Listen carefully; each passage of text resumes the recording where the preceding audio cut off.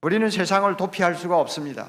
예수님께서 십자가를 지시기 직전에 제자들을 위해서 기도하신 유명한 기도, 대제사장의 기도라고 그러죠. 그 기도에 보면 이런 말씀이 있지 않습니까? 요한복음 17장 15절 말씀인데, 내가 비옵는 것은 저희를 세상에서 데려가시기를 위함이 아니요 오직 악에 빠지지 않게 보존하시기를 위함이니이다. 이 말을 좀 우리가 쉽게 바꾸면, 하나님 아버지, 여기 있는 제자들, 그리고 이 제자들을 통해서 이 지구상에 나타날 많은 성도들과 교회들, 내가 당장 하나님 나라로 이들을 데리고 가려고 하는 거 아닙니다. 오히려 세상에 이들을 남겨놓기를 원합니다.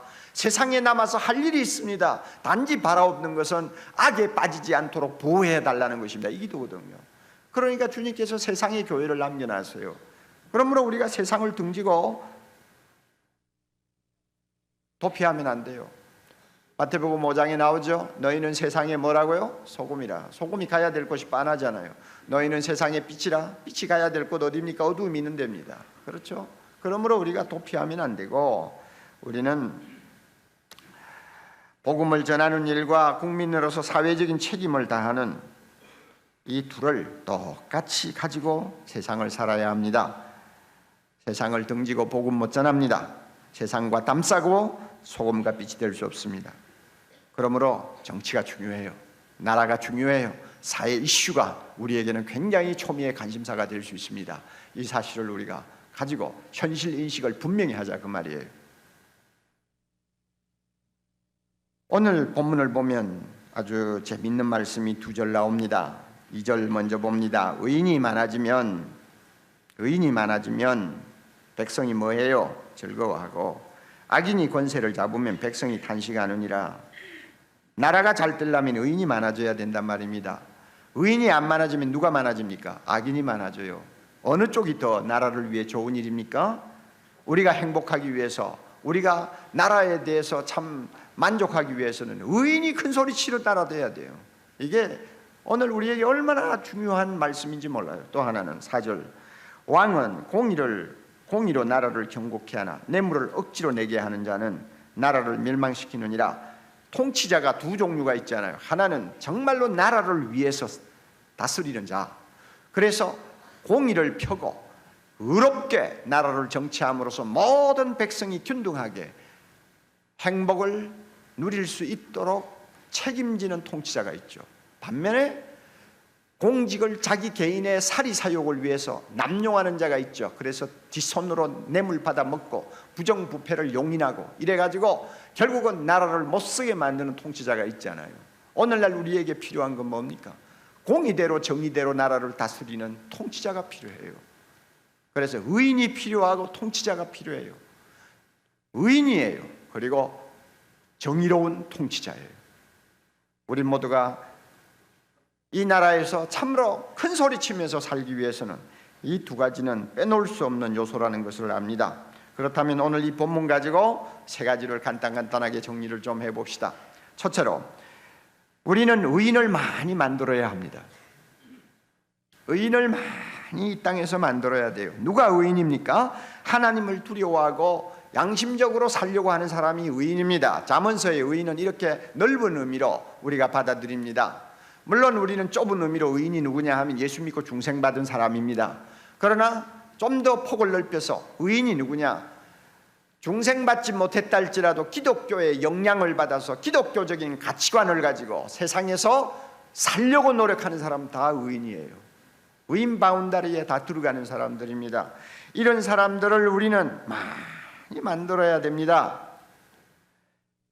우리 잘 알지 않습니까? 무언가 바꾸려면 사람이 먼저 바뀌어야 합니다. 자, 가정에 행복하지 못하다. 부부가 서로 문제가 있다. 자, 그러면 여러분, 부부가 문제가 있어서 한 지붕 밑에 살아도 밤낮 없이 갈등하면서 괴로워한다고 합시다. 여러분, 그것을 해소하기 위해서 작은 집에서 큰 집을 사가지고 이사했다고 합시다. 문제 해결돼요, 안 해요? 안 되죠.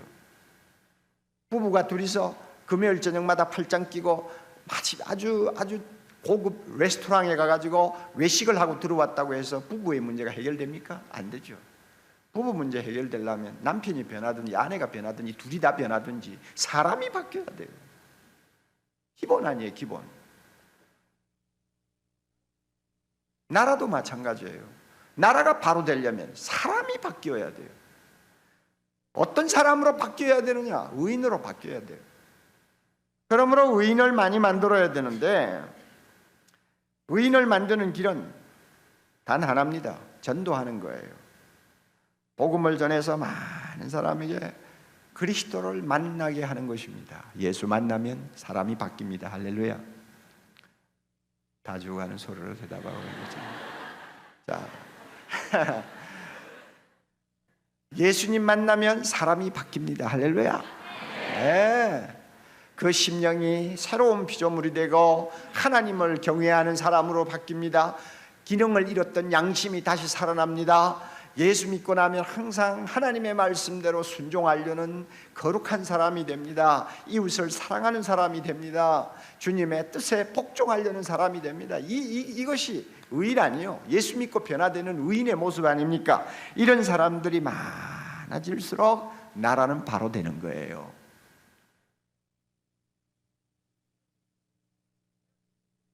이런 의인들이 많아지면 의인들은 세상 속으로 깊이 들어가서 스며들면서 영향력을 끼치게 됩니다. 소금 역할을 하기 시작해요. 방부제가 되는 거예요. 좀 더 다른 말로 표현하면 수평적인 충격파를 일으키는 존재가 됩니다. 그래서 계속 영향을 줍니다. 이게 의인이요. 이런 의인이 많이 번성하면 악인이 뿌리를 내리지 못하는 건강한 풍토가 조성이 됩니다.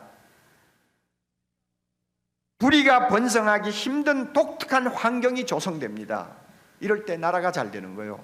사회가 건강해지는 것입니다. 비록 전체 국민에 비해서 그 숫자가 소수에 속할지는 모르지만, 그러나 의인이 많아지면 의인이 전 국민의 2%만 되어도 그 나라의 모든 영역에 변화가 일어날 수 있다고 말한 사람이 있어요. 왜냐하면 진짜 비전을 가진 2%가 그 나라의 운명을 바꾼다는 말이 공공연히 통용되고 있거든요. 그렇다면 예수 믿는 사람이 2%만 있어도 나라가 바뀔 수 있다는 것입니다. 100년 전에, 80년 전에 우리나라가 그랬습니다. 우리나라 기독교인의 숫자가 전체의 5%도 미치지 못했어요. 그러나 그들 때문에 나라가 바뀌었어요. 의인이 많으면 이런 풍토가 조성됩니다. 지난 50년 동안 하나님께서 우리나라를 축복하셔서 고난의 형국의 길을 걸어오는 동안 하나님이 복을 많이 주셨는데, 그 가운데 가장 큰 복이 뭐냐면 의인들을 많이 허락하셨다는 거예요. 예수 믿고 돌아온 사람들이 전 국민의 4분의 1에 해당할 만큼, 천만의 성도라고 자랑할 만큼 많은 의인들이 이 땅에 생겼어요. 이것은 큰 축복입니다. 우리 하나님 앞에 영광 돌릴 수 있는 큰 축복입니다. 앞으로도 계속 우리는 의인을 만드는 일에 전력을 쏟아야 합니다. 두 번째로요, 사회활동에 적극적으로 참여해야 합니다. 전도만 하고 있으면 안 됩니다. 필요할 때는 사회의 여러 가지 일에 우리가 관여해야 되고, 또 사회를 개선하고 개혁하기 위해서 우리가 앞장서는 역할을 해야 합니다. 사회가 요구하는 일을 우리가 들어주기 위해서 우리의 힘을 결집해야 합니다. 의인들이 많아지는데 사회활동에 적극적으로 동참하지 않고 가만히 뒷짐지고 있다고 한다면 나라는 바뀌지 않습니다. 사회는 바뀌지 않아요. 적극적으로 참여해야 합니다. 그러기 위해서 우리는 염두에 두어야 할 세 가지가 있는데, 첫째는 사회 모범이 되어야 된다는 것입니다. 달라야 되지 않아요. 안 믿는 사람과 우리가 어떻게 다른가를 보여줘야죠. 그들이 우리를 보고 본받고 따라오기를 원할 만큼 우리의 삶이 뭔가 드러나는 점이 있어야 될 거 아닙니까? 이게 모범이에요. 모범을 보여야 됩니다. 두 번째는 사회 봉사를 해야 합니다. 사회 모범을 보이면 동시에 사회 봉사를 해야 합니다. 가난한 이웃들을 내버려두고 우리끼리 할렐루야 할 수가 없죠. 그렇죠? 이웃을 위해서 사랑을 베푸는 일에 우리는 우리 자신의 것을 털어서라도 그들을 도우면서 사랑의 봉사를 해야 됩니다. 자선사업을 해야 됩니다. 다행히 우리 한국교회가 이 일에 그래도 열심히 하는 편이에요. 정부의 통계를 보면은 우리나라 자선사업, 복지사업의 70%를 교회가 책임지고 있다고 하는 통계를 내고 있어요. 불교가 따라오지 못해요. 캐톨릭이 따라오지 못해요. 개신교가 이 일을 거의 도맡다시피 하고 있어요. 우리 교회도 이제 이번 12월 달 참 크리스마스를 앞두고 연말을 앞두고 남이 모르는 음달진 곳에서 눈물을 흘리며 잠을 이루지 못하고 고통하는 가난한 이웃들이 많이 있습니다. 그들을 조금이나마 돕기 위해서 3억 이상의 예산을 가지고 지금 가난한 사람들을 찾아서 그들의 손을 잡아주고 위로하기 위해서 지금 작업을 하고 있어요. 교회 사이즈에 비해서 3억이 큰 돈은 아닙니다만 그래도 적은 돈도 아닙니다. 1년 동안 우리가 사회 자선 사업을 위해서 많은 돈을 썼어요. 그러나 연말에 좀 더 마지막으로 한번 힘을 써보자 하고 노력하는 것입니다. 이런 사회 봉사를 우리가 하지 않고 이 세상을 바로잡을 수가 없어요. 사회 봉사해야 합니다. 그리고 또 하나, 사회 참여를 해야 합니다. 이게 중요합니다. 보세요. 사회에서 모범이 되는 것 좋아요. 사회 봉사를 열심히 하는 것도 좋아요. 그러나 거기에서 머물면 이 사회는 바뀌지 않습니다. 아무리 구제 많이 해도 세상이 안 바뀌는 거 우리가 보지 않아요. 아무리 사람들을 도와주고 그들의 요구를 들어주려고 애를 써도 사람이 안 바뀌는 거 우리가 볼 수 있잖아요. 세상이 안 달라지는 거 우리가 얼마나 많이 절감했습니까? 그러므로 더 중요한 것은 사회에 참여하는 거예요. 참여가 뭡니까? 사회의 문제의 원인을 찾아서 그 원인을 제어하기 위해 우리가 적극적으로 행동하는 것이 사회 참여입니다. 왜 범죄가 기승을 부립니까? 그 원인을 우리가 찾아서 범죄가 덜 생길 수 있는 사회를 만드는 일에 우리가 동참하는 거예요. 왜 가난한 자가 계속 그 가난을 벗어나지 못합니까? 사회 구조가 뭐가 잘못되어서 그런 거 아닙니까? 가진 사람들이 아파트 10채 20채 사놓고는 거기에 돈을 프리미엄을 붙여가지고 말할 수 없이 값을 올려놓으니 가난한 사람들이 어떻게 집을 장만합니까? 이런 사회 구조를 가지고는 이 사회에서 가난한 자가 도무지 그 어깨에 짐을 벗을 수가 없다고 말이에요. 그러므로 이렇게 잘못된 제도를 바꾸는 일에 우리가 주먹 쥐고 참여하는 것이 사회 참여예요. 예루살렘에서 여리고로 내려가는 길이 참 험하다고 그랬습니다. 그래서 예수님도 그 길을 놓고 비유를 하나 들었습니다. 어떤 사람이 여행을 하다가 강도를 만나서 너무 많이 두들겨 맞아 빈사 상태에 빠졌고 모든 것을 다 빼앗겼어요. 그런데 지나가던 사마리아 사람이 그를 만나서 불쌍히 여겨가지고 나귀에 그를 싣고 주막으로 돌아와 그 상처를 싸매주고 그 다음에 그를 간호하기 위해 필요한 모든 돈을 지불했다. 너희도 가서 이웃에게 이렇게 해라, 이렇게 주님이 말씀하시지 않았어요? 자, 그런데 여러분 보세요. 그 길이 참 험해요. 요즘도 성지순례 가면 현대 도로로 많이 닦였습니다만 굉장히 고저가 아주 차이가 많이 나가지고 길이 험한 것은 사실이에요. 하루에 몇 건의 강도 사건이 납니다. 어떤 때는 살인 사건도 납니다. 그렇다면 교회가 해야 할 일이 뭐냐? 예수 믿는 의인들이 해야 될 일이 뭐냐? 앰뷸런스를 많이 사서 할 수 있는 대로 골짝골짝마다 앰뷸런스를 대기시켜라. 그리고 강도 맞아 두들겨 맞으면 즉시 달려가서 그 부상당한 사람을 실어라. 싣고는 가장 가까운 병원 응급실로 가서 그 매맞은 자리를 치유해주고, 그래서 그가 또 먹고 마실 것이 없으면 또 구제하고, 교회가 그렇게 해야 된다. 그래가지고 여러분, 우리가 날마다 사회 봉사하느라고 앰뷸런스만 몇십 대 동원해가지고 그 길에 배치해 놓는 것으로 끝나면 여러분 문제 해결되겠어요? 사회 봉사 가지고 안 되는 거예요. 도대체 그 길에는 왜 강도들이 들끓느냐? 원인을 찾아야 돼. 그래서 그 강도들을 소탕하기 위해 필요해서 법 제정을 해야 된다면 우리가 국회에 들어가서 아니면 로비 활동을 해서라도 법을 만들어서 강도들이 들끓지 못하도록 무슨 조치를 취해야 되고, 만약에 경찰들을 배치하는데 예산이 필요하다면 우리가 노력을 해서 예산을 만들어서 그 지역에 경찰을 세우고, 다시는 나그네들이 또 길을 가는 사람들이 어려움을 당하지 않도록 만들어야 되잖아요. 그렇죠? 그러니까 교회가 해야 될 것이 단순히 앰뷸런스 차만 준비해가지고는 안 된다 그 말이에요. 강도가 그곳에 들끓지 못하도록 우리가 하는 일에 적극적으로 나서야 됩니다. 이것이 사회 참여예요. 하나님을 믿는 거룩한 백성들이 의인이 되어서 사회 문제에 직접 참여하면서 깊이 사회 속으로 들어가면 그 사회가 바뀌어요. 나라가 바뀌어요. 이건 너무 중요하기 때문에 제가 계속 설명을 더합니다. 여러분, 기독교 2000년 역사를 한번 돌아보세요. 저는 기독교 역사학자가 아니에요. 그러나 세계적인 기독교 역사학자였던 프린스턴 신학교의 라토레트 박사의 말을 들으면 얼마든지 수긍이 가요. 기독교로 인해서 수많은 사람들이 문맹과 무지에서 벗어났습니다. 역사가 증명해요. 수많은 질병과 고통으로부터 해방받을 수 있었어요. 역사가 증명하고 있어요. 기독교로 인해서 노예제도가 무너지고 힘있는 자들의 착취로부터 가난한 자들이 보호를 받을 수 있었습니다. 전쟁의 공포가 많이 줄었습니다. 국가 간의 정의와 평화의 기반을 닦는 원천이 마련된 것입니다. 기독교로 인해서 이런 일이 일어났어요. 여러분, 우리나라를 한번 보세요. 우리나라 기독교의 좋은 혜택을 우리나라만큼 많이 받은 나라가 아시아에 어디 있어요? 어디 있어요? 한번 찾아보세요. 우리가 지금 누리고 있는 자유민주주의 어디에서 왔습니까? 기독교 정신에서 나온 것입니다. 시장경제 어디서 나온 것입니까? 다 알잖아요.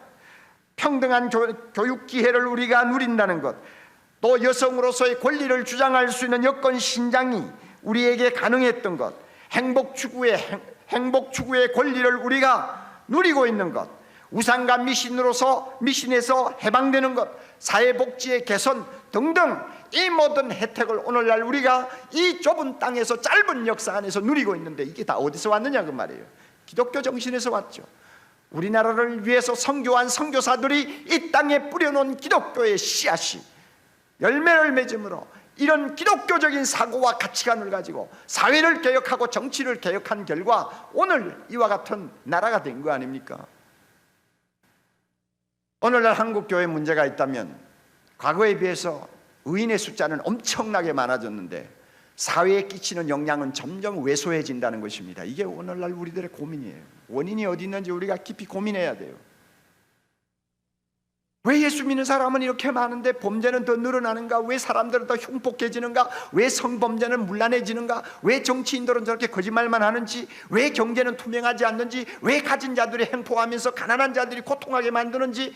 여러분, 예수 믿는 사람이 대통령도 되고 국무총리도 되고 뭐 정치 요소에 뭐 경제의 중요한 자리에 다 앉아 있는데도 왜 이 나라가 이 모양이 되느냐 하는 데 대해서 우리 고민하지 아니할 수가 없어요. 기가 막힌 거예요. 이거는 여러 가지 이유가 있겠지만은 한 가지 이유를 들으려고 한다면 우리나라 경제가 계속 발전하고 잘 살게 되면서 예수 믿는 사람들이 복을 엄청 많이 받았어요. 믿어요, 안 믿어요?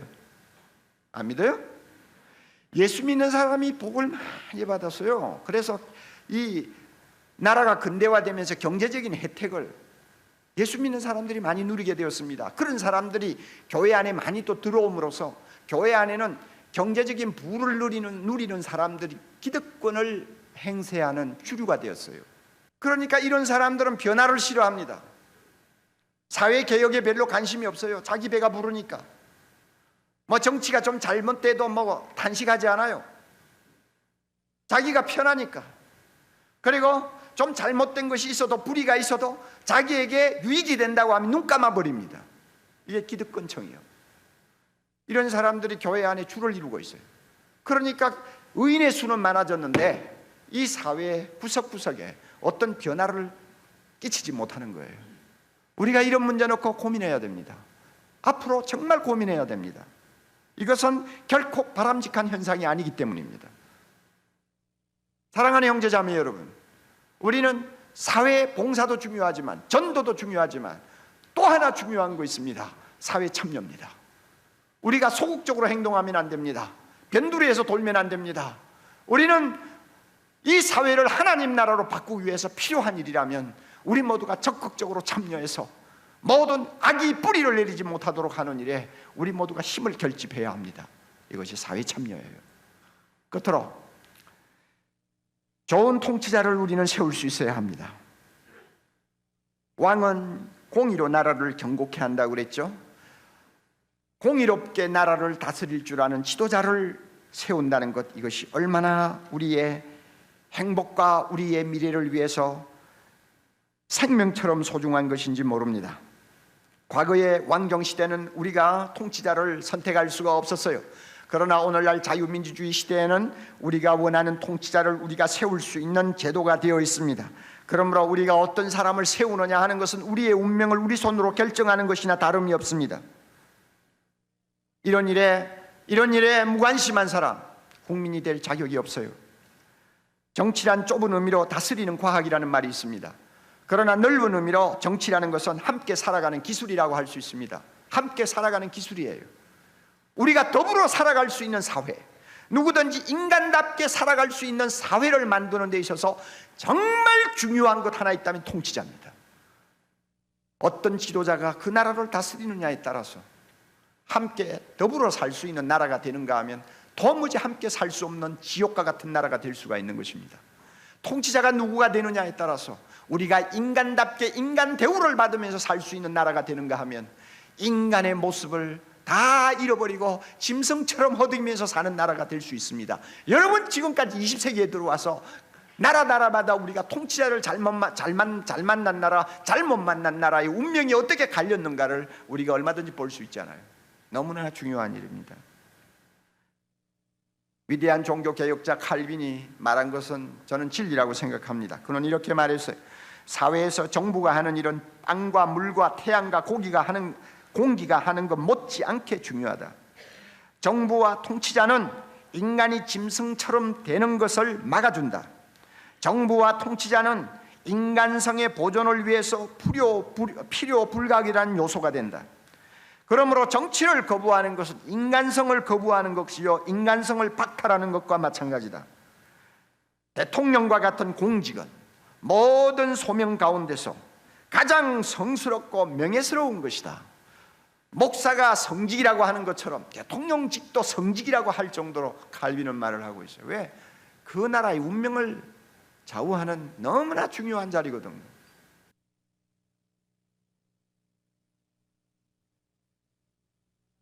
그래서 우리 모두가 다시 한번 희망을 가집시다. 비록 국제적인 정세도 그렇고 우리 주변에 일어나는 여러 가지 돌발 사건을 놓으면 불안한 부분도 없잖아 있지만 여러분, 그러나 과거 50년 동안 우리는 수없이 이런 위기를 맞이하고 또 우리는 이 위기를 이겨나왔습니다.